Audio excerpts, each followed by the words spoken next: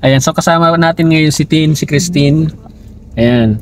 So, nakapag-TESDA na siya. 'Di ba? Sabi mo nakapag-TESDA ka na. 15 days, no? Yes po.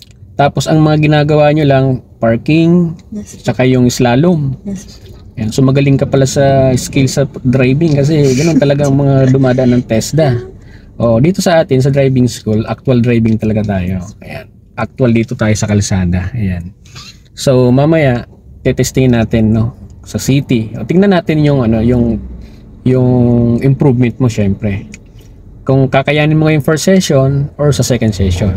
Kasi baka manibago ka na eh. 'Di ba sabi mo last year ka lang nakapag December? Oo. Okay. Sige, ang gagawin natin ngayon, marunong ka pa mag-start nung engine. Oh, sige nga, atin patayin mo nga muna. Sige nga. Okay. Tapos pag mag-start ay okay, clutch down then start. Okay. Tapos magandang practice din ganito.